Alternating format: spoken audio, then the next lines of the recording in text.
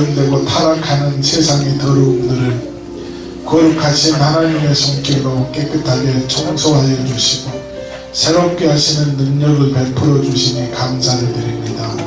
오늘도 이 자리에 함께 모인 사랑하는 주의 자녀들이 진정과 신령으로 드려지는 이 예배에도 악한 사탄의 세력들이 틈타지 못하도록 지켜주시고 기적과 같은 놀라운 예배가 되게 해 주옵소서. 오늘도 그 일을 위하여 성령 충만하기를 소망합니다. 또 그 오순절 마가의 다락방에 임하였던 불의 성령이여 오늘도 이 제단을 장악하여 주옵소서. 붙들어 주옵소서. 또 그렇게 충만성으로 함께하여 주시고 모두가 권능받아서 주시는 사명 가지고 세상에 나가 예수 증거하며 전파하게 해 주옵소서. 예수님 이름으로 기도하옵나이다. 아멘.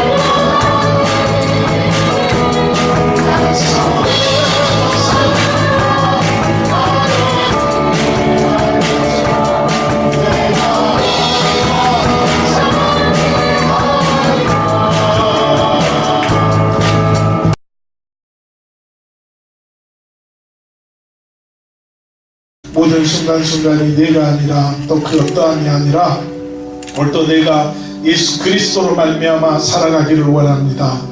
오늘도 그 주의 사랑에 매이기를 소망합니다. 오직 주님만이 우리의 구원됨을 확증하며 살게 해주옵소서.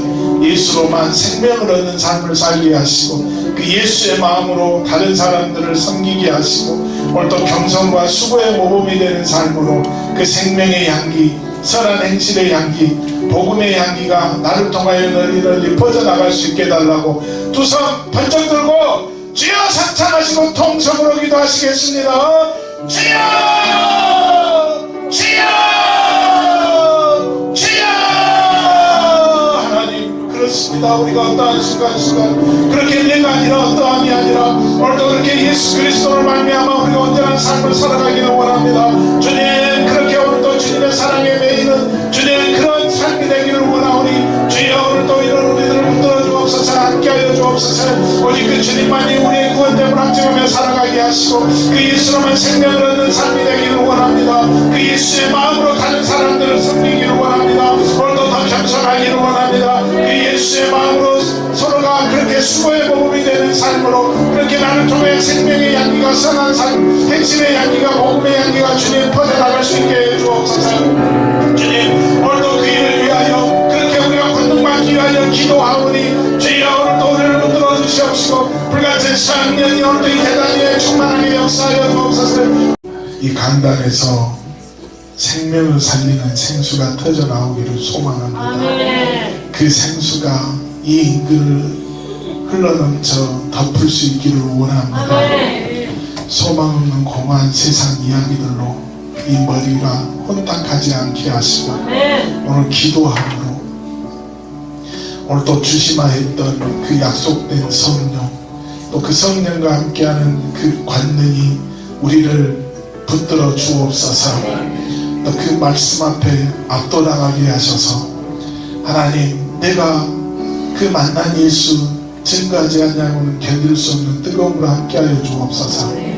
그렇게 우리를 통하여 주님이 주시는 생명의 향기 또 그렇게 말씀 붙잡고 행할 때의 선한 행실의 향기 그 복음의 향기가 널리 퍼져나갈 수 있게 주옵소서.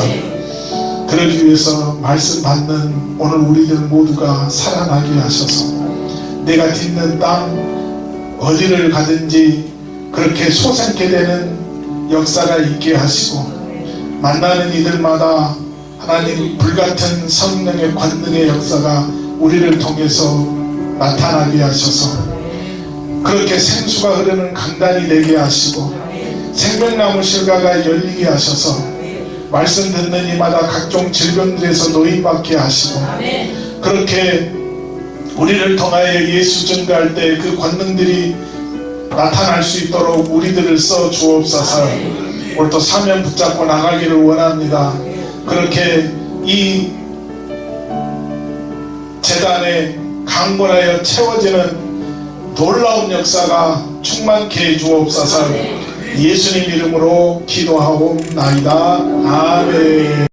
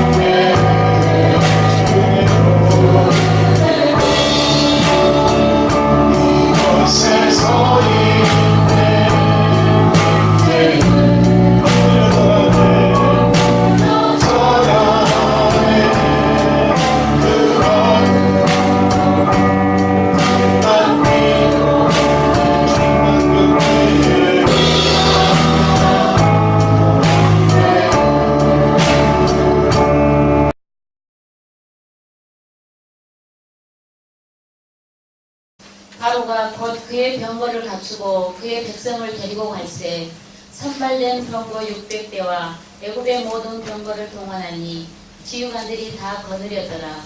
여호와께서 애굽 왕 바로의 마음을 완악하게 하셨으므로 그가 이스라엘 자손의 뒤를 따르니 이스라엘 자손이 담대히 나아갔습니다.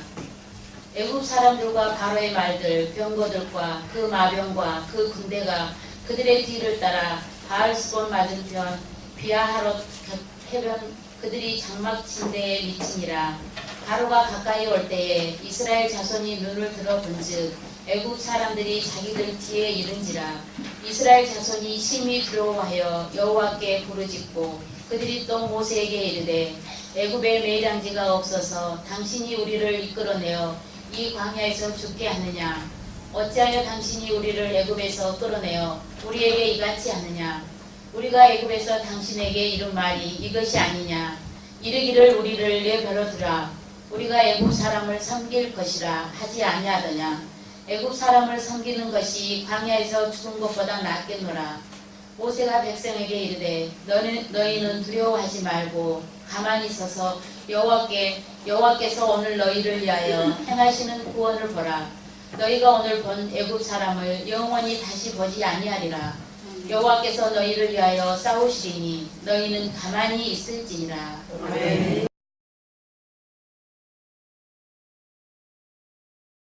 이스라엘 백성들이요, 이제 출애굽을 하고 광야로 나가죠. 그들이 이렇게 출애굽을 할 때에 하나님께서 야 이스라엘아 이제 나가자, 애굽에서 떠나자 그렇게 말씀하셔서 그래서 그들이 이제 오늘을 D-Day로 삼고 그래서 이제 그 떠날 준비를 다 하고 그래서 드디어 마침내 그 D-Day가 되던 날 그날 짐을 꾸려서 나왔어요? 아니지요. 아닙니다. 그들이 그렇게 출애굽하기까지 그들은 그 애굽의 10가지의 재앙을 통하여서 그들이 그렇게 애굽을 어떻게 하나님께서 치시는가라고 하는 걸 그들이 직접 경험했습니다. 그 10가지의 재앙 속에서 하나님의 살아계심을 그들이 궁극적으로 보았습니다. 그리고 그렇게 열망하다 드디어 이제 출애굽을 하게 되었습니다. 여러분, 그 10가지의 재앙 속에서 그들이 드디어 노임을 받았을 때에 기뻤겠어요? 안 기뻤겠어요? 기뻤지요. 기뻤습니다. 그들이 그 광야길로 나오면서요, 얼마나 그렇게 기뻤는지 모릅니다. 그래서 하나님을 찬양하잖아요. 하나님을 찬양합니다. 감사합니다. 그런데 그만 그들 앞에 첫 번째 어려움을, 시련을 맞이하게 됩니다. 그 첫 번째 시련이 뭐였어요? 그들의 앞에 뭐가 놓여 있어요? 홍해가 놓여 있어요. 그 홍해는 우리 사람의 힘만으로는 결코 건널 수가 없습니다. 그 당시에 장정만 60만 명이라는데 그 60만 명이 만약에 배를 이용하면 어떻게 될까요? 며칠이 걸릴까? 몇 날이 걸릴까요?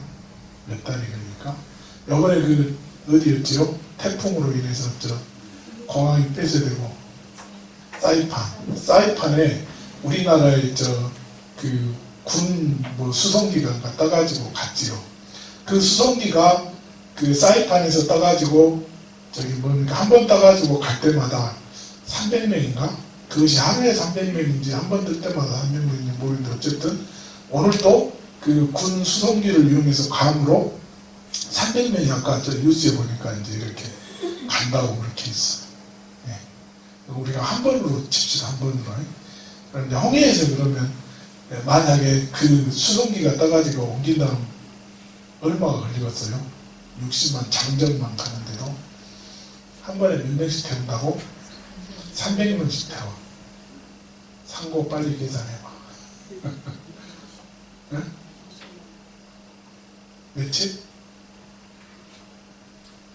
아무튼 오래 걸리죠. 몇 날 며칠이 걸려. 자, 여러분. 그런데 들리는 소식에 보니까 애굽의 병사들이 중무장을 하고 지금 자신들을 죽이기 위해서 쫓아오고 있다는 것입니다. 쫓아오고 있어요. 앞으로도 갈 수도 없고 뒤로도 갈 수가 없습니다. 그들의 출애굽하기까지의 과정 속에서 하나님의 살아계심을 경험했던 그들이 경험했던 그것들은요, 전부 다 과거의 것들이었습니다. 과거의 것들이었어요. 지금 현재 고난과 지금 현재의 시련 앞에서 그것이 그들에게 도움이 돼야 안 돼. 도움이 안 되죠. 왜 도움이 안 돼? 뭐가 없으니까? 믿음이 없으니까. 믿음이. 하지만 하나님의 살아계심을 직접 경험했던 모세에게는요, 그 경험이 자신의 것이었습니다. 자신의 것이었어요. 그래서 그는 그렇게 살아계신 하나님을 경험하고 체험하니까요, 그의 삶의 태도도 바뀝니다. 그래서 그가 들고 다니던 지팡이, 그 지팡이를 뭐라고 불러요? 누구의 지팡이? 아니, 모세가 들고 다니는 지팡이, 그 지팡이를 모세가 누구의 지팡이라고 불러? 원래 누구의 지팡이였어요? 모세의 지팡이였잖아. 근데 본인의 지팡이라고 해야 안 해? 안 하잖아. 누구의 지팡이라고 그래? 우리 하나님의 지팡이라고 그러잖아요. 그의 삶의 태도가 바뀌었다는 것입니다. 바뀌었어. 왜? 그때 그는 살아계신 하나님을 체험했거든요.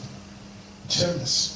또 그 애굽의 바로와 싸울 때도요, 그 10가지의 재앙을 통해서 싸울 때도 그가 그 가운데서 중보자의 역할을 했죠.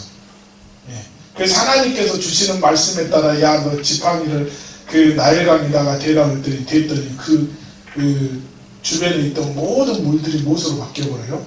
핏물로 바뀌어버려요. 이런 경험들을 했어요. 이스라엘 백성들 그때 뭐 했고?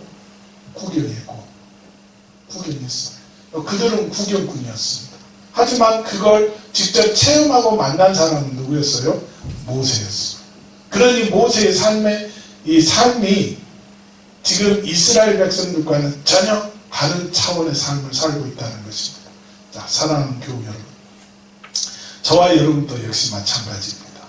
우리가 아무리 내 옆사람이요, 그렇게 하나님의 살아계심을 경험하고 체험하고, 그건 누구의 체험이요? 내 옆사람의 체험. 그 체험 앞에서 나는 뭐하는 사람이야? 구경꾼입니다. 구경꾼. 구경꾼은 그래서 의미가 없다는 것입니다. 의미가 없어. 내 눈은 즐겁지요. 내 눈은 즐거워. 하지만 나하고는 전혀 상관이 없는 것입니다. 여러분, 우리 예수님 시대에도 역시 마찬가지입니다. 예수님 시대에 많은 병자들을 고쳐주었고요, 또 귀신도 또 쫓아내주었고 말씀도 해주었는데, 그것들이 전부 다 나하고는 상관이 없어. 대부분의 사람들은 전부 다 그게 뭐라고? 예수님을 구경꾼으로 바라보았다. 그 눈으로 바라봤어. 얼마나 많은 사람들이 예수님 주변에 모여있는가. 성경 그런 사람들은 뭐라고 표현해? 허다한 무리라고. 허다한 무리. 얼마나 많았어. 그렇게 많은 사람들이요, 우리 예수님께서 그 오병이의 기적을 통해서 보니까 그렇게 쫓아다녔던 사람들이 장정만 몇 사람? 5,000명. 5,000명이면 그것도 그 장정만이에요. 그러면 그때 모였던 사람들이 얼마나 돼요? 그때 모였던 사람들이 대략 남녀노소를 합치면 대략 한 2만 이상이 정도 됩니다. 2만 이상. 그렇게 많은 사람들이 예수님을 쫓았는데 그 사람들의 대부분은 다 어떤 사람들이요? 구경꾼이라니까. 구경꾼. 그래서 오늘 저와 여러분들이 우리 하나님의 살아계심, 그걸 우리가 체험을 통해서 그 하나님을 만나야 되는 줄로 믿습니다. 할렐루야. 그래서 만나기 위해서. 오늘 이 홍해바다의 사건을 통해서요, 그렇게 우리 하나님의 살아계심을 어떻게 하면 만날 수 있을까? 왜 이스라엘은 그런 하나님의 살아계심을 만나지 못한 이유가 어디에 있습니까? 그들은 툭하면 무엇을 해요? 그들은 조금만 시련이 오고 조금만 어려워지고 조그마한 고난 앞에서 그들이 했던 건 뭡니까? 하나님을 원망하는 것이었어요. 하나님을 원망해요. 그래서 오늘 본문에도 역시 마찬가지죠. 12절에 보니까 그래요. 하반절에 애굽 사람을 뭐하는 것이? 섬기는 것이 광야에서 죽는 것보다 낫겠노라.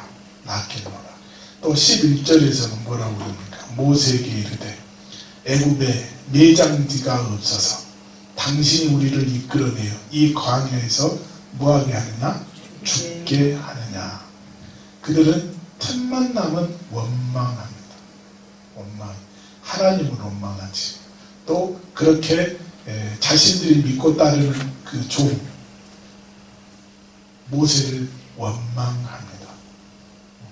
그래서 여러분 똑같은 상황 속에서도 모세는 하나님 원망해요, 안 해요? 원망하지 않습니다.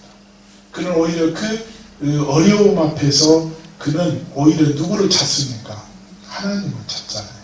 하나님. 그래서 오늘 저와 여러분들이 그렇게 하나님을 경험하려면, 살아계신 그 주님을 우리가 체험하려면, 그래서 원망 대신에 우리는 뭐하자? 하나님을 찾자. 기도하자. 그러면 우리 주님은 우리를 만나 주시는 줄로 믿습니다. 할렐루야. 예, 그렇습니다. 여러분, 또 그들은 그렇게 그 홍해를 보고 또 뒤에서 쫓아오는 바로 애굽의 군사를 보고요, 그들은 두려움에 빠집니다. 다르게 표현하면 그 나타나는 현상 앞에서요, 그들은 그 현상에 딱 묶여버리고 맙니다. 저와 여러분들은요, 내 앞에 어떤 어려움들이 있더라도, 환난이 있더라도, 그래서 두려워해서는 된다 안 된다? 안 된다는 것입니다. 안 돼요. 너희는 두려워하지 마라. 두려워하는 것은 하나님의 말씀 앞에 우리가 불순종하는 것입니다. 어디 성경 어디에도요, 우리에게 두려워하라 하는 그런 말은 없습니다. 짙지만한 파도가 우리를 집어삼키려고 그렇게 온다 할지라도, 내가 넘을 수 없는 문제의 산을 만난다 할지라도, 하나님께서는 우리에게 두려워하라 하는 말씀 하지 않았습니다. 그래서 결코 우리가 두려워해서는 안 됩니다. 그 문제를 바라보고 떨 필요가 있다 없다? 없다는 거죠. 없어요. 백성들은 그렇게 두려워하니까 그 두려워하는 입에서 뭐가 나가요? 하나님을 원망하는 그 원망의 말이 나갑니다.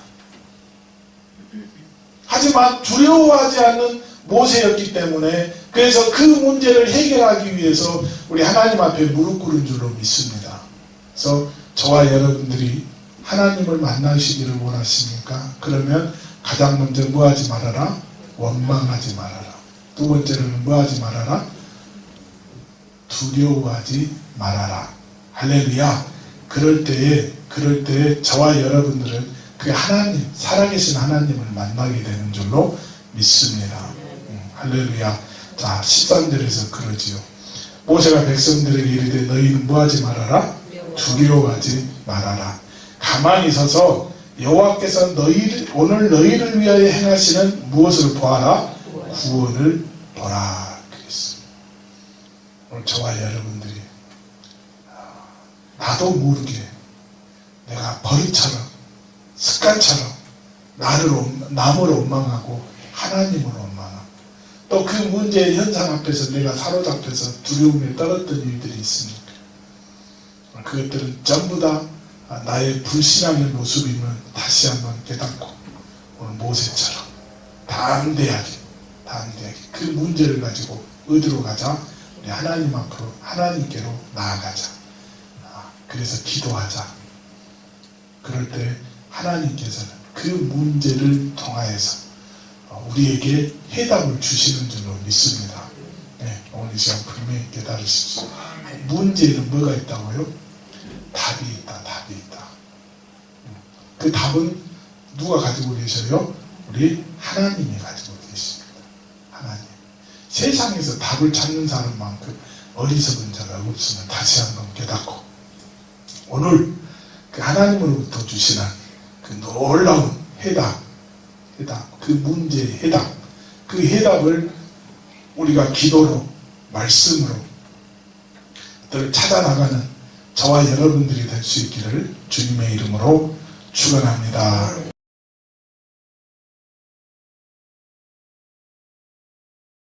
우리의 모든 삶이 하나님께 있음을 고백합니다. 우리가 그렇게 주님이 인도하시는 대로 순종하면서 그렇게 구원의 길들을 열어갈 수 있게 역사에 주옵소서. 그러기 위해서 우리의 입술에서 원망이 바뀌어서 주님, 그렇게 주님을 찬송하는 그 입술로 바뀌기를 원합니다. 내가 그렇게 나를 힘들게 하는 그 문제 앞에서 두려움에 휩싸이지 않게 하시고, 오늘 그렇게 모세가 고백했던 것처럼 너희를 위하여 행하시는 그 구원을 보라 오늘 말씀하셨습니다. 우리가 담대하게 그렇게 하나님 나를 통하여 구원의 역사를 이루어가는 모습들을 바라볼 수 있게 주옵소서. 이제는 십자가를 지사 구원을 완성하신 우리 주 예수 그리스도의 은혜와 하나님 아버지의 무한하시고 만극하신 사랑하심과 성령님의 감화 감동 역사하시며 돌보시는 은총이 삶의 현장으로 돌아가서 또 열심히 싸워 승리하기를 원하는 사랑하는 성도들 위에와 그 가정 위에와 이 교회 위에 이제로부터 영원토록 함께하옵시길 간절히 축원하옵나이다. 아멘.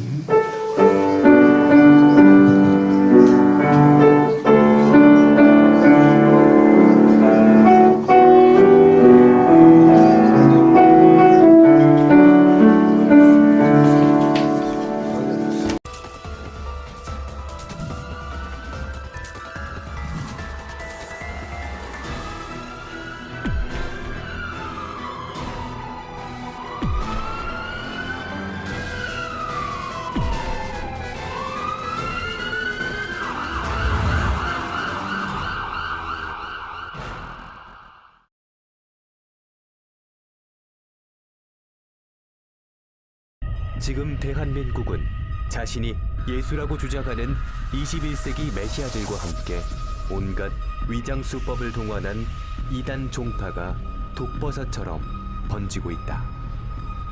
지금이야말로 깨어 기도하며 일상에 깊게 파고든 이단 경계를 위해 하늘에 사이렌을 울릴 때이다.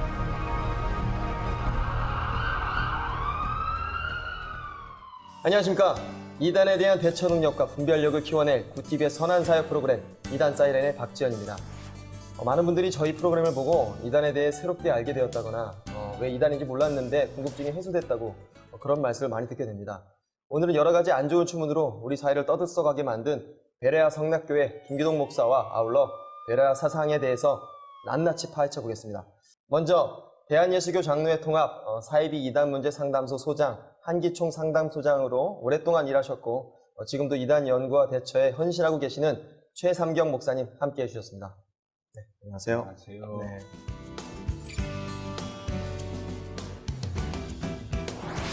어, 8개 교단 이단 대책위원회 협의회 회장으로 맡으셔서 이단 퇴치 운동에 앞장서고 계신 김정만 목사님도 함께 하십니다. 예, 반갑습니다. 자, 이제 한 분 더 소개하겠습니다. 개그맨 오지현 씨. 네. 네, 역시 나오셨습니다. 네. 반갑습니다. 안녕하세요. 네. 참 이 프로그램 하면서 좀 병이 하나 생긴 게 참 뭔가 이렇게 깜짝깜짝 놀래게 되는 그런 병이 생기는 것 같아요. 그리고 이게 혹시 이단 아닐까 이런 생각이 들게 되는데 또 이렇게 나라가 조그만데 이 작은 나라에 웬 이단이 이렇게 많을까 이렇게 생각을 하는데 오늘도 한번 열심히 달려보고 혹시 그 이단에 빠지신 그 성도님들이나 아니면 이제 혹시나 그걸 잘 모르고 분별하지 못하고 그냥 가신 분들이 이 프로그램을 통해서 잘 나오시고 하셨으면 좋겠습니다. 아, 네. 최근 여신도 성추행 및 성폭행으로 사회적 공분을 사고 있는 베레아 성락교회 김기동. 그는 한때 귀신 쫓는 목사, 신유 은사를 받은 목사로 통했고 질병 치유 집회를 통해 세를 확장해 일명 베레아 사상은 1980년대 들어 한국 교회의 하나의 흐름으로 형성되기도 했다. 김기동으로부터 시작된 베레아 사상은 귀신 쫓는 축사 행위를 통해 몸과 마음이 약한 신도들을 미혹해 고통 속에 밀어넣고 있는데, 성추문은 물론 막대한 교회 재산 횡령 등의 비리가 드러난 베레아 사상의 원조격인 성락교회 김기동. 신유 사역을 앞세워 교회를 부흥시키고 근사를 앞세워 믿음의 본질을 흐르게 하는 베레아 교회의 이중성을 이단 사이렌에서 파헤쳐본다. 앞서 영상에서도 봤지만 인상 깊은 점이 귀신 쫓는 목사. 크던 작던 병이 있는 사람들은 귀신 쫓는 목사에 대해서 맹목적인 믿음이 있을 것 같은데요. 이 베레아 성락교회 김기동 목사가 바로 그 귀신 쫓는 목사의 원조격이라고 할 수 있겠네요. 한국에는 여러 종류의 파들이 좀 이단 계열이 있는데 그 중에 큰 계열 하나가 바로 귀신파 베레아 계열인데요. 김기동 씨를 중심해서 생겨난 그런 하나의 이단 운동인데, 성경에는 베레아 사람들이 날마다 성경을 그러 한가에 상고했다라는 것에 착안해서 성경으로부터 베레아라는 이름을 만들어냈는데, 그 베레아 지역하고는 좀 다릅니다. 요단강 건너편에. 그래서 그쪽은 영어로 페리아라 그러는데 사실은 다릅니다. 근데 그 마게도니아의 베레아 사람들의 이름을 빌려서 그래서 만들어진 단체가 바로 베레아 아카데미고, 그것이 바로 귀신파의 원조입니다. 베레아 사상이 그러니까 아픈 사람들에게 귀신을 쫓는 그 행위로 유명해진 거군요. 우리가 잘 알고 있는 그 유광수도 이 계열이고요. 또 이초석도 이 계열이고요. 또 돌아가신 한만영 씨가 베레아 아카데미를 만드는데 서울대 교수였는데, 국악과 교수였는데 한 일족했고요. 또 최근에 많은 일을 일으킨 이명범, 내마성님 같은 계열입니다. 그리고 숨어있는 이름이 없는 베레아 계열의 이단이 아주 많습니다. 예루살렘 교회도 이 베레아로 유명한가요? 네. 지금 이추석 목사 예수 중심교회도 마찬가지로 귀신을 쫓는 축사 행위로 많은 사람들에게 지금 현혹을 하고 있고, 그것으로 인해서 결국 김기동 귀신론의 그 아류자로 이렇게 분류가 돼서 지금도 유튜브 보면은 계속해서 그 현상이 일어나고 있습니다. 솔직히 저희 이제 어머니 세대만 해도 이제 그런 교회에 귀신 쫓으러 간다고 말씀하시면서 치유 집회 많이 가셨거든요. 사실 저도 이제 어렸을 때부터 막 가면은 막 나가라고 막 소리 지르면서 막 그냥 하고. 근데 사실 이 베레아가 이단으로 지정된 지 꽤 됐을 것 같은데 그렇지 않나요? 예, 아마 한국에서 여러 교단으로부터 이단됐는데요. 무려 5개 교단으로부터 이단이 구성됐어요. 예장, 고신, 통합, 합동, 기감, 기침. 특별히 기감이나 기침은 기독교 감리교나 기독교 침례교는 예장, 합동, 통합, 고신, 합신 이 4개의 교단이 이단 연구의 90에서 95%를 합니다. 근데 더구나 기감이나 또 기장이나 이런 교단은 이단 연구를 하지 않는데 특별히 베레아에 대해서는 이단으로 규정을 했습니다. 교계로부터 이단으로 결의됐지만 교세 확장이 아주 대단하다고 볼 수가 있는데요. 어땠나요? 그 확장력이? 아까 말한 이초석이는요 아무런 대꾸를 하지 않아요. 이단으로 하든 뭐라고 하든 상관없이 그냥 자기 갈 길을 가는 형이고, 그리고 제가 볼 때는 베레아 계열 중에 상당히 많지 않은 마이너리티에 속하고, 성락교회 김기동 베레아는 끊임없이 정통교회 도전도 하고 또 정통교회 이단 해제도 받으려고 하고, 유명한 건 작년 재작년에 제가 속한 통합 측에서 이단 4개를 해제했다가 다시 취소한 일이 있는데 가장 중심에 바로 저 베레아 아카데미 김기동 계열이 서 있었어요. 그런데 베레아 성락교회 김기동 목사에 대한 이런 비리와 갖가지 문제들이 어떻게 알려지기 시작했나요?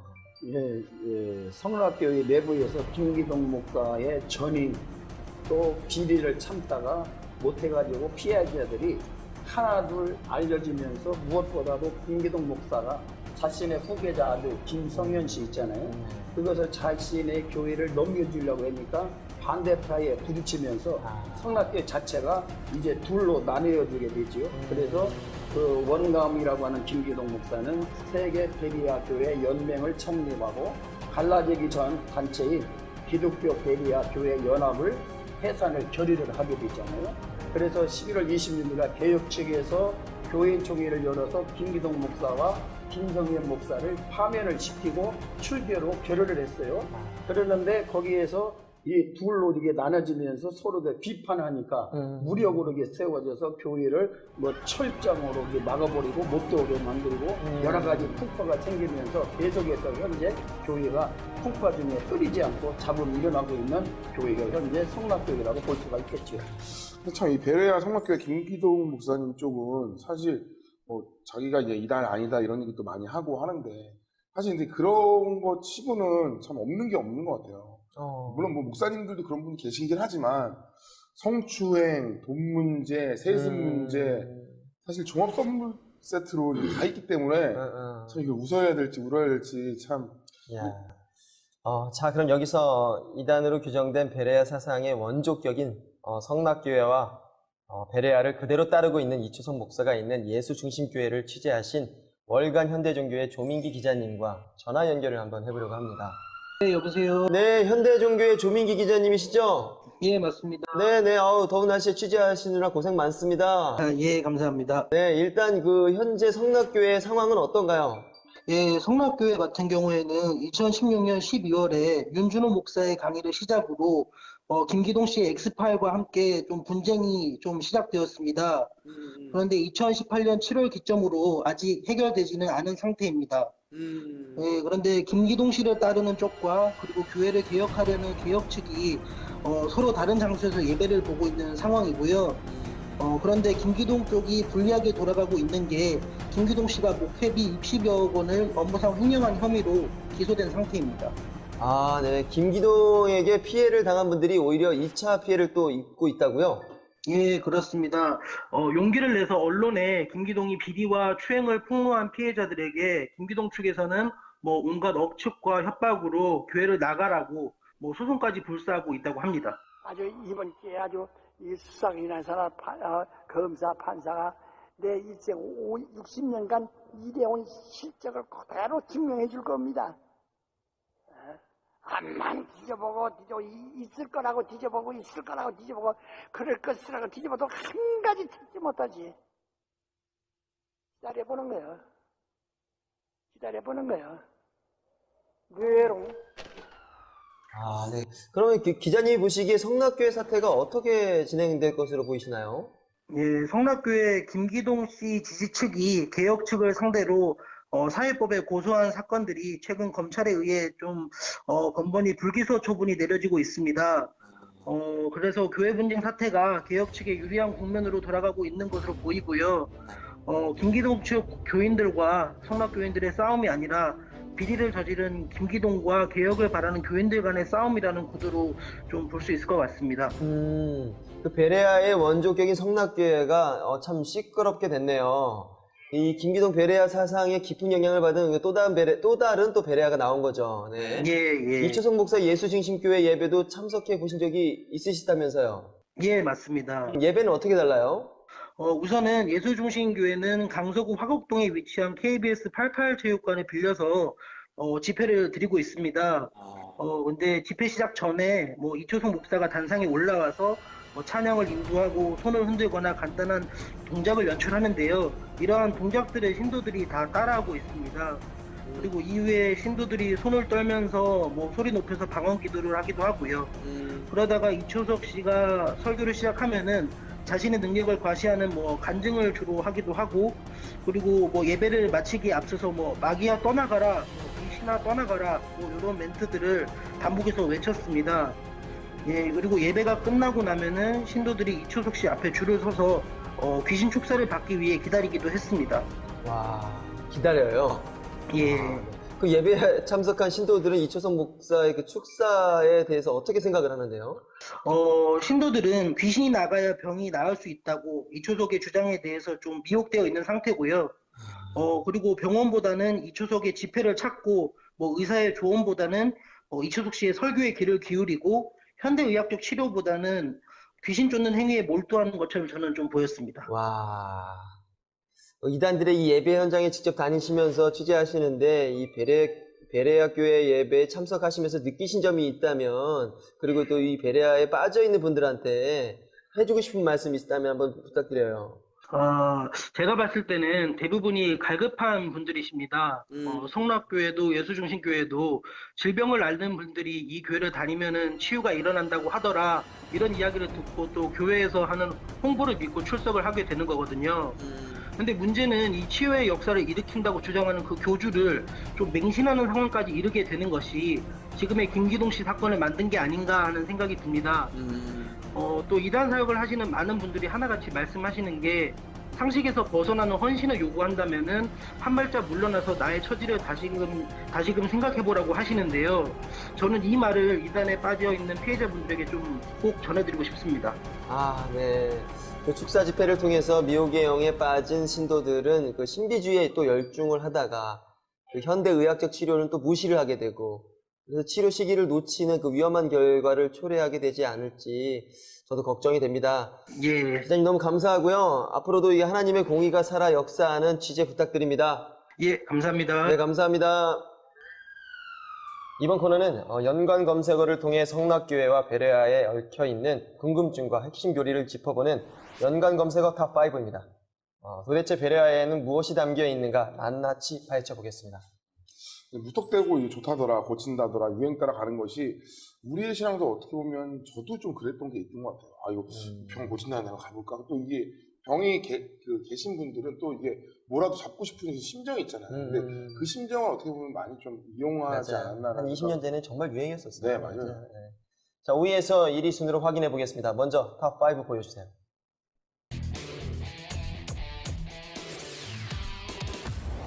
김기동 엑스파일.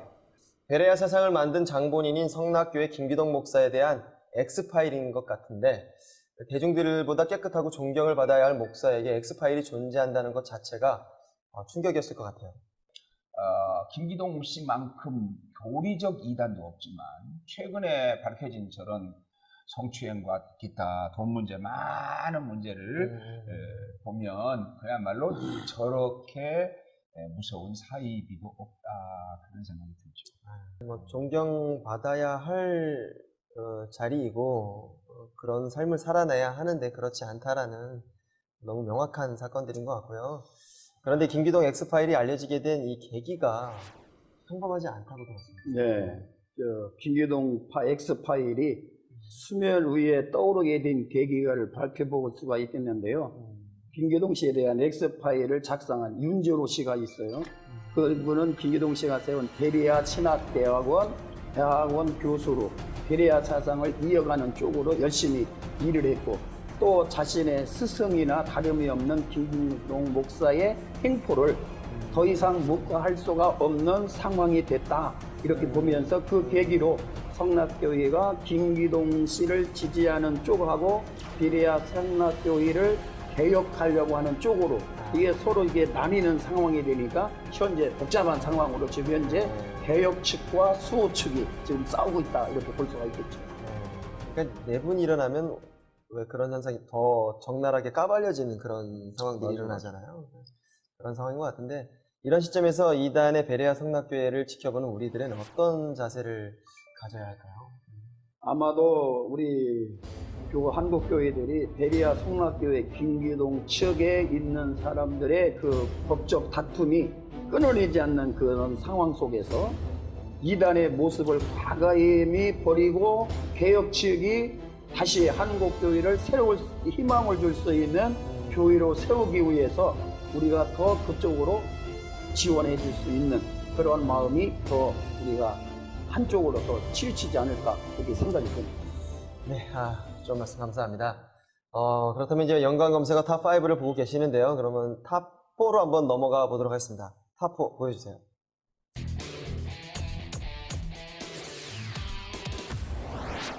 사례비의 행방. 베레아 성락교회에 대한 연관 검색어 중에 빠질 수 없는 게 사례비로 나왔는데, 언뜻 봐도 이 돈 문제인 것 같은데 어떤 문제가 있나요?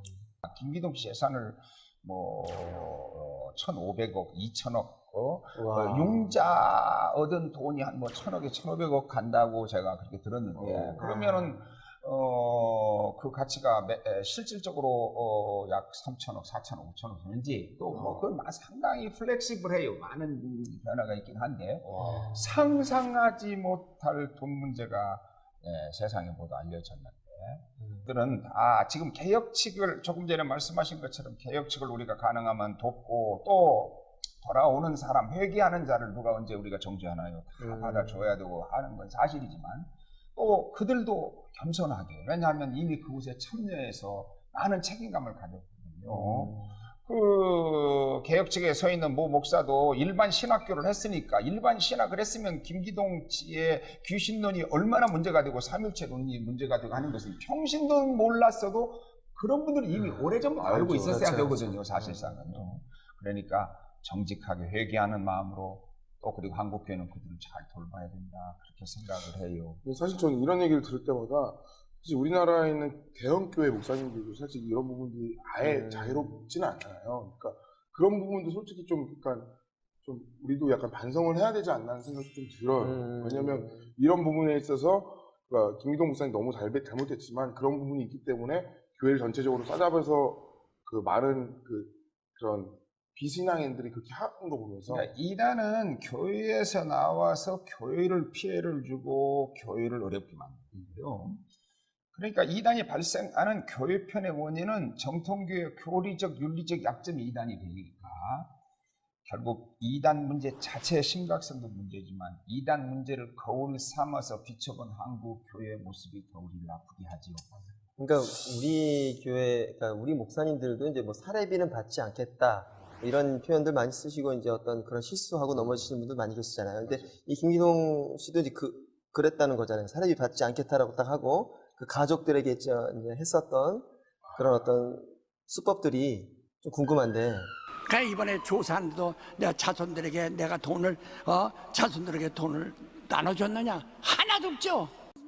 이 사례와 목회비라는 것을 분명히 구분해서 사례는 사적으로 우리 가정이 나와 함께 쓰는 것을 말했고 목회비라는 것은 공적으로만 쓴다고 생각해서 지극히 적은 것도 목회비를 내가 쓰지 않냐고 목회비는 내가 공적으로 썼고 그래서 내가 살해 안 받는다고 했던 것을 보니까 이 밝혀진 걸 보니까 어마어마해서 말을 못 하겠는데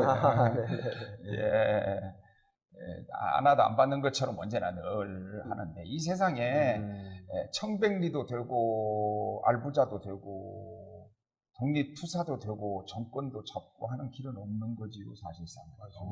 겉으로는 자기는 살해도 안 받는 천사 같은 사람으로 행동하고 뒤로는 상상하지 못할 돈을 다른 방법으로 받는 이런 일은 세상에 있는 정직한 사람에게도 있을 수 없는 일 아닌가요?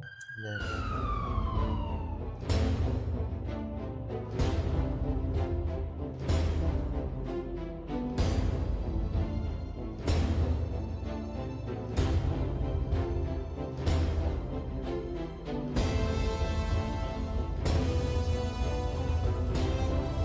지켜야 됩니다. 하나님을 위해서 지켜야 합니다. 왜냐하면 신분주의가 나오는 거예요. 딴 데는 나올 수가 없어요. 하나님의 의도만이 신분주의니까 그걸 아이고, 네, 그 여러 채의 뭐 아파트도 보유하고 있고 뭐 어마어마하다는데 그게 참 많은 사람들의 어떤 인생과 삶과 눈물을 이렇게 훔쳐간 것이 아닌가 뭐 그런 생각이 듭니다. 이러한 사실들이 계속 이렇게 조사는 되고 있는 건가요? 지금 보니까 현재 서울 고동검찰청에서 2007년도에 밝혀진 내용을 보면은 약 10년 전에 교회로부터 5,400만 원의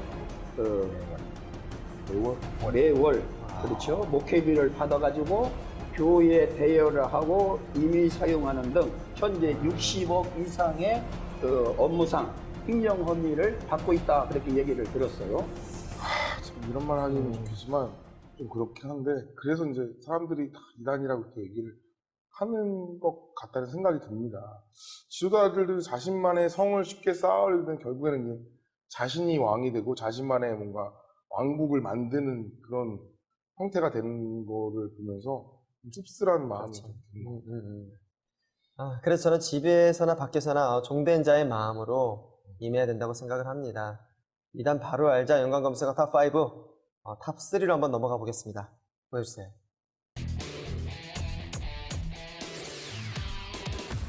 이중아담론. 이중아담론. 솔직히 창세기에 대한 궁금함이 참 많은 게 사실이에요. 아담의 모습은 어땠을까 궁금하기는 하거든요. 맞아요. 지현 씨?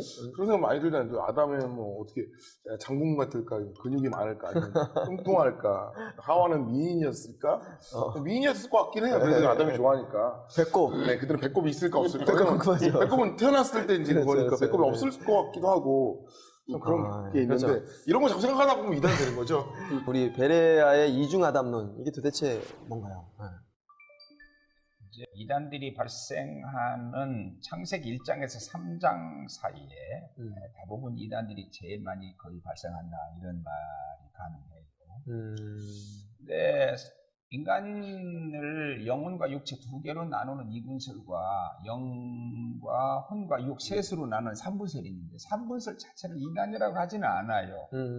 그런데 삼분설을 통해서 이단들이 가장 기생하기 좋은 환경을 만들어주는데 원래 이 김기동 씨의 사상의 뿌리는 워치만유와 위트니스예요. 그래서 그들이 영을 강조하는데 항상 신비주의자들이 영을 강조해요.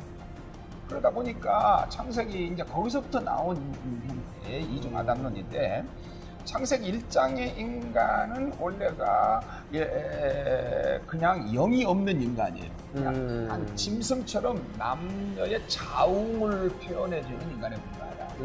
그리고 다음에 하나님께서 영이 있는 인간을 만들어 넣었다 하는 거예요. 그러니까 이 영을 강조하기 위한 거거든요. 근데 영이라는 것은 우리 인격적 기능을 이 폰에다 집어넣어 버리니까 어떤 논리적인 비판과 이런 것들을 다 빠져나가는, 그래서 모든 신비주의자들은 다 삼분설의 영을 강조하고 기도도 영적 기도, 홍적 기도 이렇게 나눠가면서 그래서 논리적 비판과 신학적 비판을 넘어서려고 하는 구조를 만들기 위해서 영을 강조하고 그 중에 하나가 바로 이중아담론이 되는 겁니다.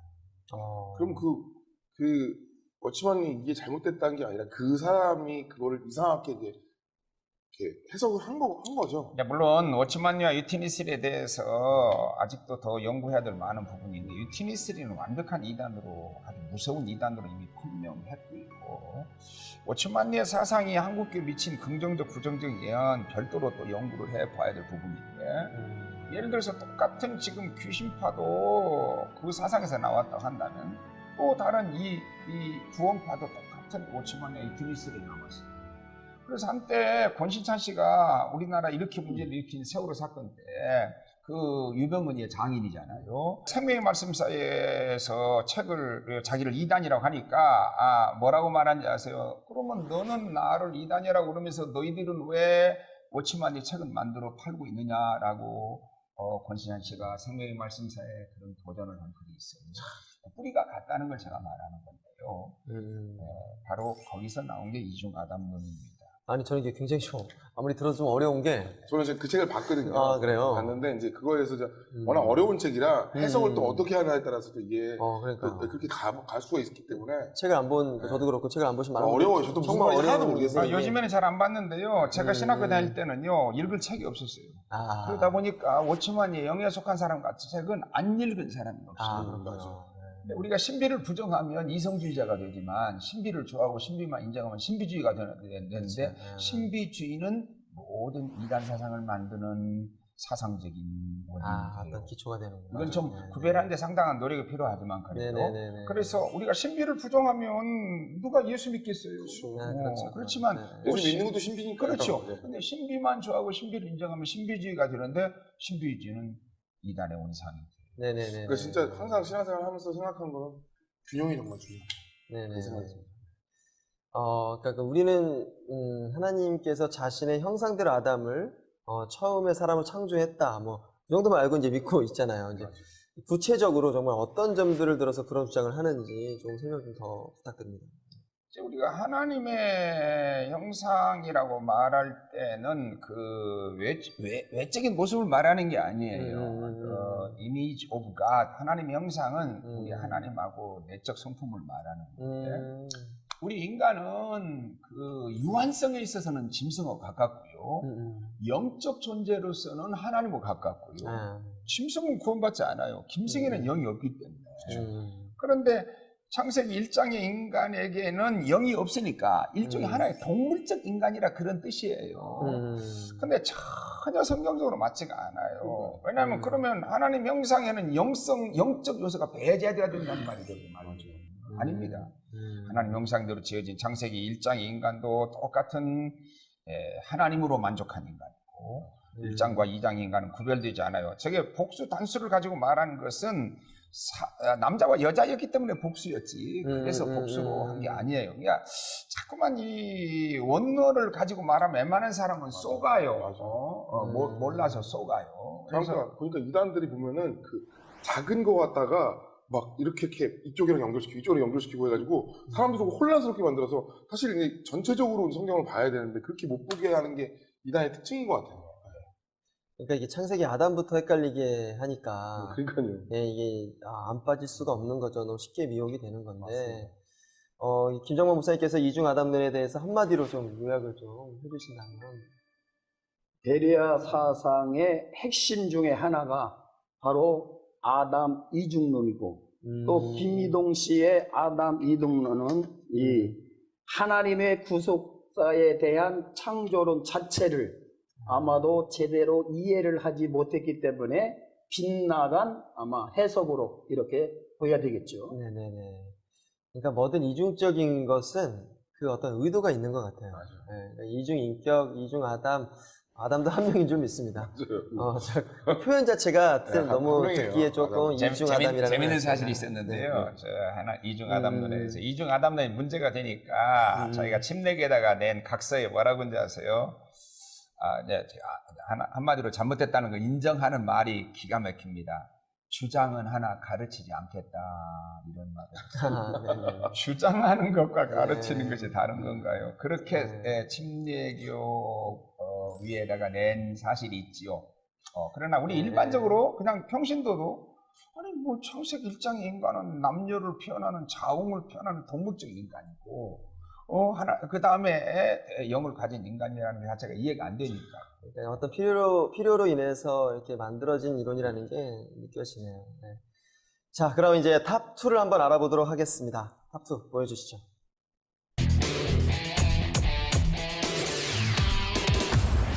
하나님의 의도. 저는 늘 기도를 하는데요. 하나님의 뜻이 뭔지, 이런 일을 행하시는 의도가 뭔지, 그런데 웬만해서 도대체 알 길은 없어요, 사실. 베레아 세상에서 나오는 이 하나님의 의도는 뭐라고 말을 하나요, 그들은?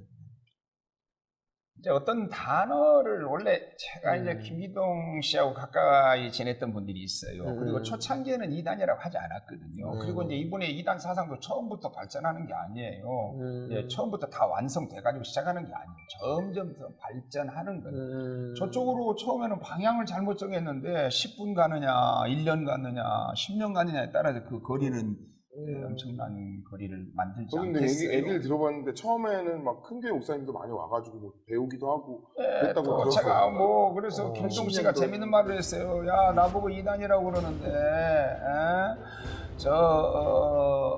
H 목사도 내 제자고, N 목사도 말이야 그 몇만 명씩 하는 그도 내 제자고, 또 아무개도 제자고, 우리 특별히 통합측의 교단에 아주 기라성 같은 목사들이 다 내 제자라고 말해서 통합측 발칵 뒤집혔어요. 그래서 저희 교단에서 그 네 분의 목사들을 전부 불러다가 신앙 고백을 심지어 받는 일이 있었어요. 10만 명 이러니 하는 K 목사도 내 제자고 다 그런 말을 했다고요. 그러니까 어떤 단어를 저분이 뭘 만들 때 보면 자꾸 저렇게 이제 어디서 책을 한번 읽으면은 그걸 자기 걸로 아직 정제되지 못한 상태 속에서 그걸 막 이렇게 주장을 한다고 해요. 그래 아주 영웅적이고 제가 봐도 그렇게 느껴져요. 근데 저 하나님의 의도라는 건 우리가 볼 때, 하나님의 우리의 뜻, 우리가 하나님의 계획, 하나님의 예정 또는 하나님의 섭리, 이거 다 우리가 믿는 거니까. 근데 사실 이 얘기 듣다 보니까 진짜 궁금하긴 해요. 예. 과연 그 하나님의 의도가 뭘까요? 저 이러다 이단에 빠지는 거 아닐까요? 아니, 이제 이런 건데요. 네. 자, 어떻게 보면 맞는 것 같기도 하지 보이는 네. 것이 우리가 타락을 했기 때문에 예수님이 이 땅에 오신 거예요. 그거 맞죠. 우리가 네. 타락하지 않았으면 예수님이 이때 오셔서 십자가에 죽으실 맞죠. 이유가 그건 맞죠. 없어요. 근데 하나님의 의도는 예수님이 이 땅에 오셔서 십자가에 죽으시고 부활하셔서 하나님의 보좌 우편에 앉도록 하신 것이 하나님의 의도였다는 거예요. 그러니까 뭐 어디까지가 맞고 어디까지가 틀린지 잘 구별이 안 돼요. 그런데 그러면 어떤 현상이 벌어지는가 하면 우리는 하나님의 의도 앞에서 마치 우리 인간은 허수아비가 되어버리고 마는 거죠. 우리는 그러니까 자유의지가 아예 없다. 뭐 이렇게 약간 이렇게. 그러니까 마치 예수님께서 우리가 타락을 했든 안 했든 상관없이 원래부터 하나님께서 이 세상에 예수님 오셔서 죽으시고 그렇죠. 부활하셔서 하나님 보좌 우편에 앉도록 되신 건 첫 번째 원래 하나님 만든 의도였으니까. 네, 그러니까 보좌 우편에 앉게 하기 위해서 이렇게 이제 예. 너희들을 사용했다 이제 이렇게 되는 그렇게 건데. 되면 우리는 네, 그러면 우리는 우리 허수아비. 인간은 뭐 허수아비에 불과하죠. 예. 진짜 근데 이게 듣다 보니까 저도 빠지겠네요. 진짜. 그러니까 우리를 위해서 피를 흘리신 게 아니라 그 그냥 스토리를 위해서 보좌 우리가 우편이 사용해. 우선이라는 거죠. 네, 그러니까 하나님과 우리 사이 원죄를 끊으시기 위해서 예수님께서 십자가에서 피를 흘리셨는데 우리는 그게 너무 그 뉴스가 복음이고 우리에게 너무 이제 소중한데 그게 이제 흐트러지는 상황인 거죠. 그런 이 모든 것이 이미 예정되어 있었다는 어떤 그런 얘기가 되는 거죠. 그러니까 이들의 말은. 미리 정해졌다 그 말이죠. 하나님의 의도 속에서 됐다. 그러니까 맞은 사람들은 새로운 단어, 새로운 말을 들으면 마치 그것이 진리가 깊은 것처럼 생각을 해요.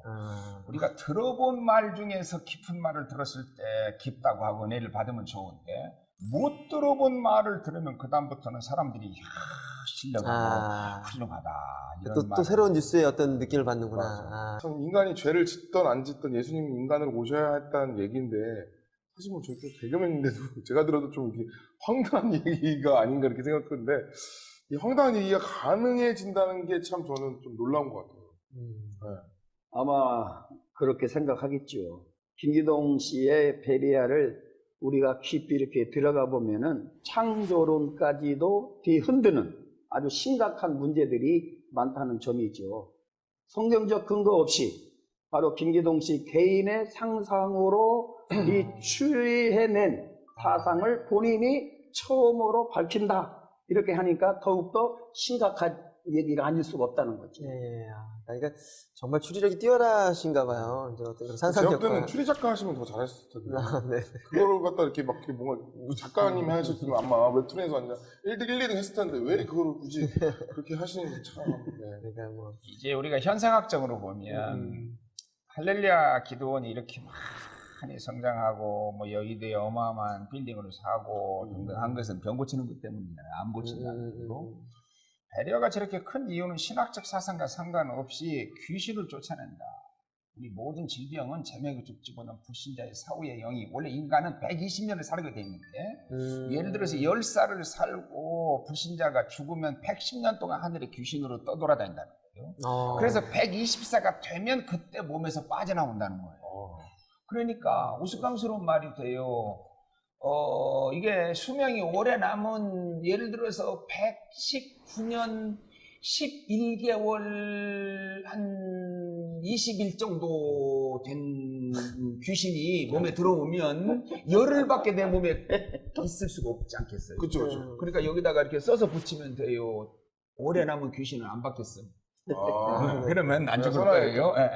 근데 실질적으로 그것이 엄청난 역할을 했는데 신학적으로는 거기서 제가 나오신 분들하고 대화를 해보니까 가장 그 하나님의 의도로 그 모든 신학이 형성됐다 이렇게. 굉장히 판타지 소설이나 영화에서나 불법한 어떤 그런 이야기들을 만들어내는 것 같은데 베레아에 남겨진 그 이면을 낱낱이 살펴보고 있습니다. 자, 그럼 마지막 연관 검색 알아보겠습니다. 탑 1 보여주세요.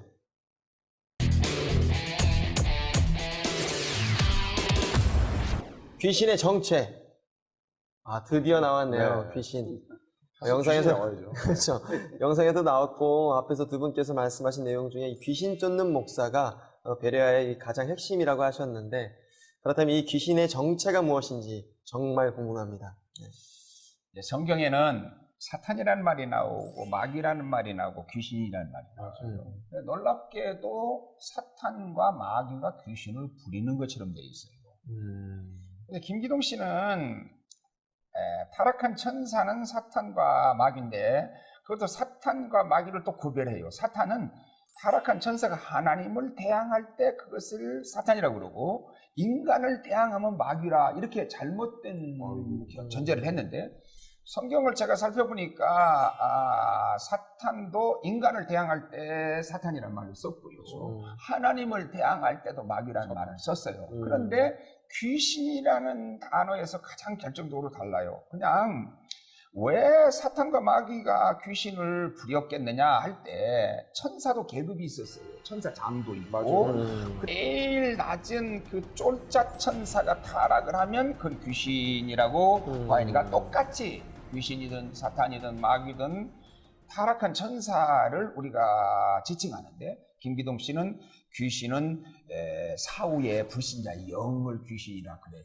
그래서 그것이 우리 몸에 붙어서 질병을 일으킨다는 건데 우리 몸에 들어올 때 그냥 바로 못 들어온다는 거예요.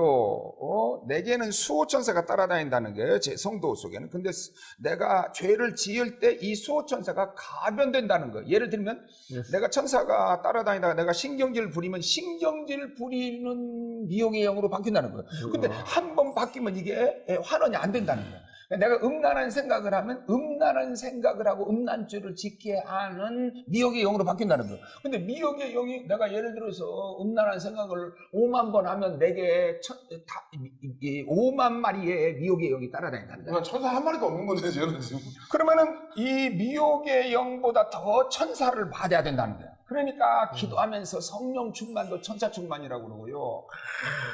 천사 충만해달라고 난리야. 그리고 제가 생각해 보니까 하나님께서는요, 성도들에게 김기동 이론에 의하면 미혹의 영을 이길 수 있는 천사를 만드는 공장을 가지고 있어도 수급이 안 되겠다. 왜냐하면 한 번 내가 따라다니는 수호천사가 가변이 되면 다시 환원이 안 되니까 내가 일평생 지은 죄가 얼마나 많게. 우리 많으세요? 보세요. 얼마나 많게 생겼어요. 내가 더 많은지도 몰라. 엄청 많아요. 근데 우리 성도들 가운데 예를 들어 내가 10만 번, 100만 번, 1000만 번 죄를 지으면 나를 따라다니는 미혹의 영이 100만, 1000만 마리의 미혹의 영이 따라다니는 말이니까 그러면 1000만 하나의 천사가 있어야 그걸 이긴다는 말 아니겠어요? 그러니 하나님께서는 우리 오 선생 천사 대줄이야, 나 천사 대줄이야, 여기 대줄이야, 김 목사님 대줄이야. 참 우스꽝스러운 일이죠. 그래서 제명에 죽지 못한 불신자의 사후의 영 4가지 조건으로 귀신을 말해요. 그럼 이 교계에서 말하는 귀신은 뭘까요? 주로 우리 교단, 정통교회 교단들은 귀신의 존재, 유무에 대한 입장 차이가 아니고 귀신의 정체에 관한 해석 차이라고 얘기할 수 있겠죠. 다시 말하면 성경은 귀신의 존재를 분명히 언급을 하고 있고 또 귀신을 쫓아내는 축계 사역, 또 예수님이 이 세상에 계셨을 때 많이 하신 아마 일 중에 하나라고 볼 수가 있겠죠. 어떻게 보면 이 모든 질병이 귀신한테 온다. 병이 생기면 일단 귀신을 쫓는 목사님한테 무조건 가야 된다는 그게 되는 건데 사실 이제 진짜 병으로 하나님께서 의사 선생님을 만드신 이유도 분명히 있거든요. 우리를 병으로서 이렇게 하신 그 약을 먹고 디모데 보고 네가 위장병을 위하여 포도주를 좀 쓰라 그랬는데 그러니까요. 귀신을 포도주로 쫓아내라는 말이 됐어요.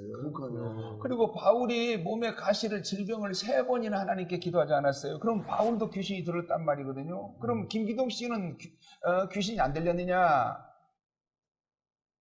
어떨 것 같으세요? 많이 제가 볼 때는 한 많이 만 마리 정도는 있었는데. 네. 참 이게 저도 80년대 이제 어머니나 뭐 기도원 같은 데 가고 그러면 뭐 귀신을 쫓으러 뭐 교회 간다, 막 동네마다 막 그런 얘기들이 되게 자자했었거든요. 옛날에 진짜 80년대. 많았죠. 네. 귀신 정말 많이 쫓았을 것 같은데, 그리고 뭐 그런 얘기 있었어요. 막 귀신 쫓는다고 해서 좀 재밌는 얘기가 저희 어머니가 말고 어떤 분들이 이제 귀신을 쫓을 때 이제 뭔가 화난 거를 다 얘기를 하잖아요. 그래서 욕을 그렇게 해요. 이런 막 쌍욕을 막 하는 거예요. 근데 저는 그렇게 욕을 하면 귀신이 더 들어올 것 같거든요. 제 느낌에는. 진짜 제가 유행이었어요. 우리 어렸을 때 제가 보면 귀신이 들린 것하고 정신 장난도 구별을 잘 못하는 건데요. 그리고 모든 병은 귀신에 의해서 된다. 약으로는 못 고친다라고까지 했어요. 제가 김기동 씨 자료에 의하면. 근데 그런 것들이 비상식적이니까 또 다른 소리를 자꾸 하려고 하는데요. 제가 측근들의 말에 의해서 보면 김기동 씨가 당이 심하다고 해요. 그런데 얼굴에도 병색이 안연하더구만 최근에 제가 보니까. 그러면 귀신 쫓는 장본인도 귀신 들렸다는 말이 가능한가요? 네네. 뭐 근데 정말 유행이었고 그 규모가 그러니까 김기동 씨가 쫓아낸 그 규모와 그건 어땠나요? 어떻게 생각이 나 있나요? 네. 그거는 제가 80년도 초에 신학을 다닐 때 많은 학생들이 그쪽으로 가서 공부를 많이 했어요. 그런 성결교 같은 경우 귀신 축사역 사역을 한 번도 하질 않는 교회인데 그러니까 병 고치는 거 귀신 쫓는 거에 대해서 아무 무지하니까 그때 당시 김기동 씨가 이 귀신 쫓는 데 아주 최고로 되니까 그때 많은 사람들이 그때 갔어요. 가서 배우고 아까 목사님 말씀하신 대로 뭐 K 목사님이 뭐 가서 뭐 했다, 뭐 누가 L 목사님 제자다, 뭐 그런 얘기도 한 것이 바로 그때거든요.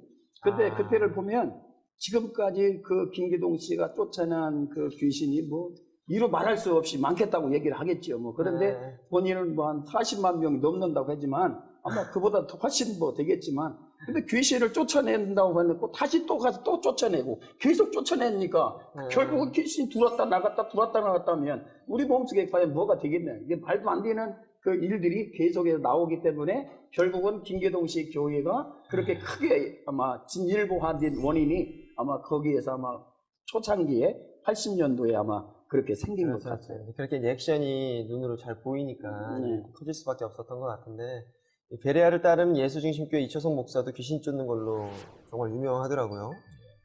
그분은 어떻습니까? 이제 한마디로 말해서 김기동 씨 아류예요.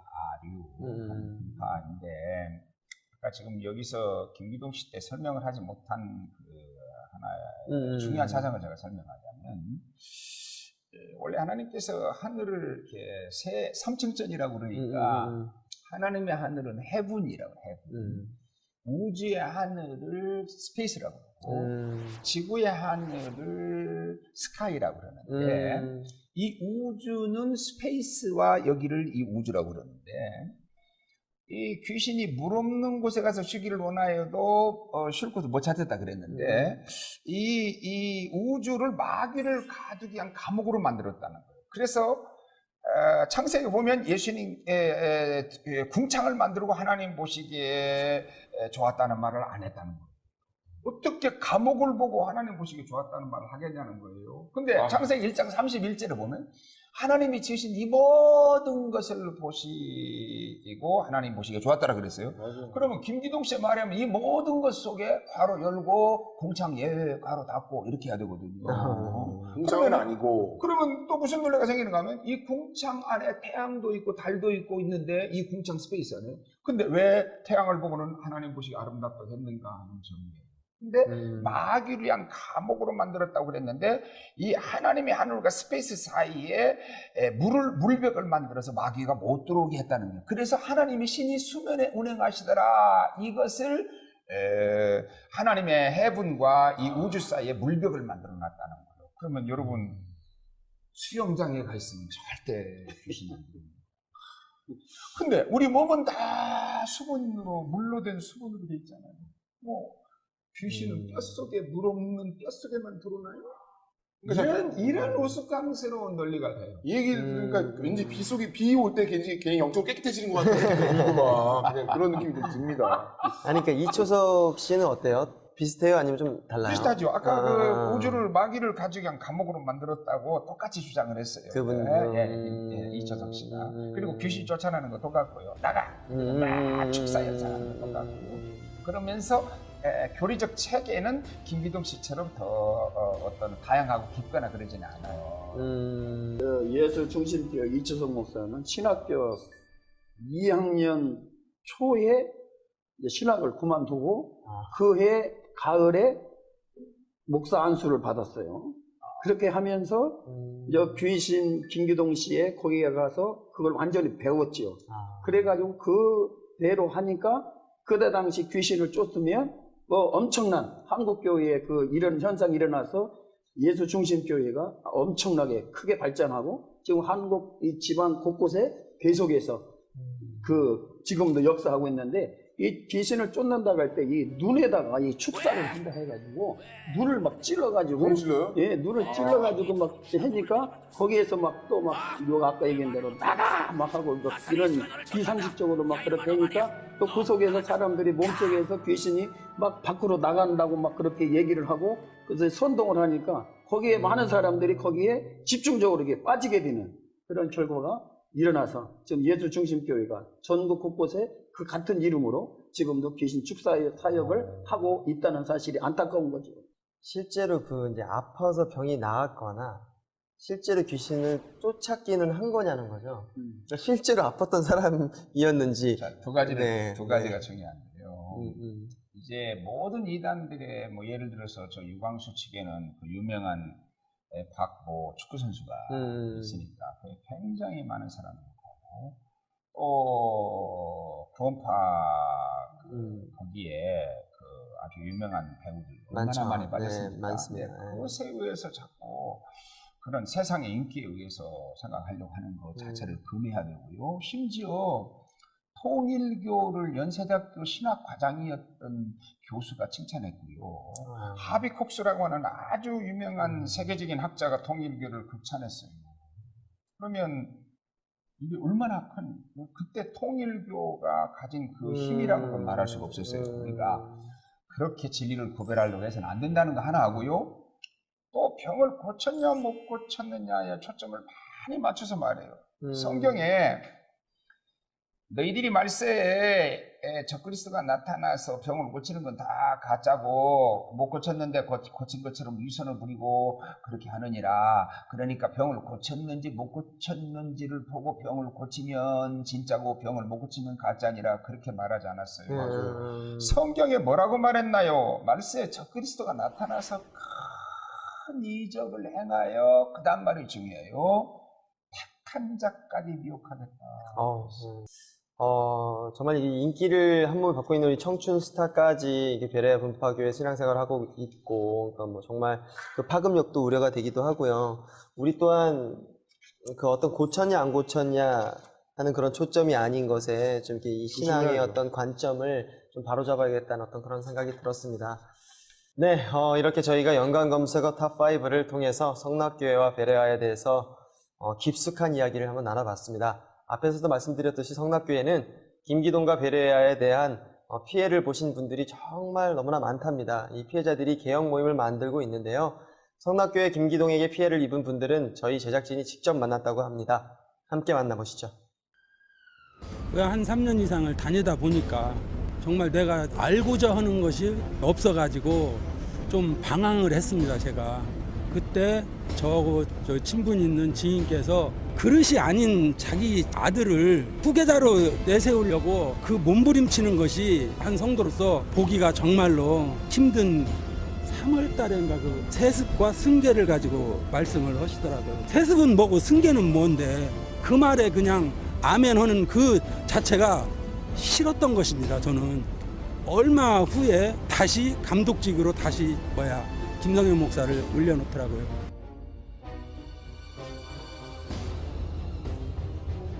예수님의 은혜, 예수님의 사역, 예수님의 구원을 중심에 둬야 된다. 하나님이 희생하신 분.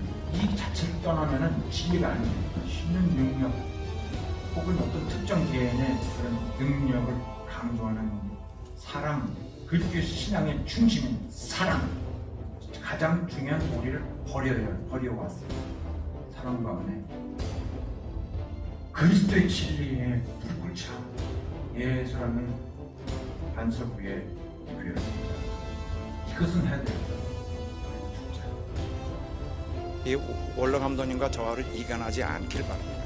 그래서 원로 감독님을 별도로 만나서 목회의 어떤 계획들을 바꿔놓는 일들 하지 말기 바랍니다. 그렇게 하시면은 교회를 반대하는 분으로 간주할 것입니다. 우리는 김기동 목사의 앞면만 봤잖아요. 근데 가족은 같이 생활을 하잖아요. 그러니까 뒷모습을 다 보는 거죠. 성추행하고 모습 이상하고 이런 걸 다 알고 있어요. 개혁 성도들에 의해서 자기가 끌려 내려왔으니까 아버지하고 같이 손 잡아야 살아나는 거니까. 우리 교회 문제는 한국 교회 공통적 문제라고 해도 과언이 아니. 대부분 대형 교회에서 일어나는 문제잖아요. 특정 교회 문제를 이렇게 보지 않고 깨어서 교회다운 교회를 만들려고 권한받고 있는 교인들 여기에서 관심을 갖고 협력의 힘을 보태줬으면 하는 바람입니다. 일상 속으로 깊숙이 파고든 이단에 미혹되지 않기 위해서 항상 저희 이단 사이렌과 함께 해주시기 바랍니다. 최삼경 목사님, 아직도 베레아 사상에 빠져 있는 교회나 신도들이 어떻게 해야 할지 요약해서 한 말씀 더 부탁드립니다. 특별히 그 교역자들이 중요한데요. 이제 저에게 찾아온 분들도 여러분 있으니까 잘못하면 방향은 바꿨는데 겉옷은 벗었는데 속옷을 못 벗을 수도 있어요. 그래서 꼭 정통교회의 온전한 바른 신학까지 해야 되고 때때로는 안식교에 나온 사람이 안식교가 다른 건 잘못됐는데 안식일 지키는 것만은 안식교가 옳다 이런 생각을 가지고 있어요. 그래서 충분히 훈련을 받아서 정통신학으로 돌아오시도록 힘써주시기를 부탁하고요. 또 정말 우리가 이 베레아 문제 하나를 통해서 이단에 빠지는 것이 얼마나 위험한가. 영혼을 죽이는 거니까 네가 실족하는 일은 없을 수 없다라고 성경이 말하는데 실족의 가장 본질은 영혼의 실족이고 영혼의 실족의 최고 본질은 이단 문제입니다. 그러면 차라리 그 사람을 연자맷돌을 목에 매어서 그를 바다에 빠뜨리는 게 낫다. 그러니까 육체를 죽이는 것이 그의 영혼이 죽어서 지옥 보내는 것보다 낫다 그런 뜻이거든요. 저는 소총 한 자루를 들고 꼭 미사일 부대와 싸우는 것 같은 절망감을 느껴요. 우리 한국교회는 아직도 힘이 많이 남아있어요. 아직도 한국교회는 소망이 많이 있어요. 좀 더 사이비 이단 문제의 선교적 사명을 함께 공유하는 그런 성도들이 되기를 진심으로 축원하고 바랍니다. 얘기 들다 보니까 참 이 프로그램에 항상 드는 생각이 이 이단 때문에 한국 교회가 더 위축될까봐 저는 사실 그게 가장 걱정이에요. 정말 우리가 복음을 전해야 되지만 사실 지금 그 이단을 빠져나가지 못하는 그런 많은 성도들이 있잖아요. 그분들에게 미혹받고 있는 그런 성도들, 그 진짜 하나님을 올바르게 알지 못하는 그 성도들에게 한 말씀 해주십시오. 제가 어제 신천지에 갔다가 온 사람 얘기를 들었어요. 그래서 그분이 나무, 씨 이런 비유를 들으면서 아 이게 신천지구나 해서 이제 빠져나오려고 하니까 거부에 한 사람이 하는 말이 너 지금 뭐 하냐? 사업하지? 너 사업이 2달 만에 망할 것이다. 이렇게 악담하고 저주를 퍼붓다는 거예요. 그래도 이단이라고 하니까 잘못됐으니까 나와야지 하고서 나왔다는 거죠. 그런데도 그 회사는 아무 없이 그냥 지금까지도 잘 되고 있어요. 그게 중요한 건 뭐냐? 이단들은 자기들에게 그 마음에 맞지 않으면 악담을 퍼붓고 저주를 퍼부면서 바로 절대로 네가 잘 되는 거 보느냐. 이러니까 한국 사람들은 거기에 또 이렇게 뭐가 좀 걸린 듯이 그래서 거기에 조금 이렇게 트러블이 생길 수가 있잖아요. 그런데 중요한 거는 거기에 현혹되지 말고 우리의 신안처는 하나님밖에 없고 예수 그리스도를 바로 내가 믿고 확신만 가진다고 하면 이단들이 아무리 저주를 하고 날뛴다 할지라도 그것은 그들에게 아무 이유가 없으니까 주저 마시고 정통교회, 가까운 교회로 또 여러분이 아시는 분에게 상담을 하셔서 정말 오늘날 가정이 파괴되고 또 학업을 포기하고 이혼하고 뭐 이런 많은 일들이 일어나고 있는 이유는 구원에 확신이 없기 때문에 그렇거든요. 근데 오직 예수 한 분만 나에게 진정한 구원자라고 하면 바로 이만희 쫓아갈 필요도 없고 베레아 사상에 쫓아갈 필요도 없어요. 잘못된 사상에 빠졌다고 하면 가까운 정통교회에 찾아가셔서 다시 한번 신앙으로 회복하셔서 정말 멋진 아름다운 가정을 잘 이루는 복된 역사가 있기를 다시 한번 부탁을 드리겠습니다. 네, 감사합니다. 오늘은 디모데후서 3장 16, 17절 말씀으로 마무리할까 합니다. 모든 성경은 하나님의 감동으로 된 것으로 교훈과 책망과 바르게 함과 의로 교육하기에 유익하니 이는 하나님의 사람으로 온전하게 하며 모든 선한 일을 행할 능력을 갖추게 하려 함이라. 진리를 대적하고 성도들을 믿음에서 떠나게 하는 다른 복음을 전하는 이단이 미혹하는 시대입니다. 우리가 붙잡을 수 있는 진리는 성경 안에 있음을 믿습니다. 세 분 함께 해주셔서 정말 감사합니다. 네, 감사합니다. 감사합니다. 감사합니다.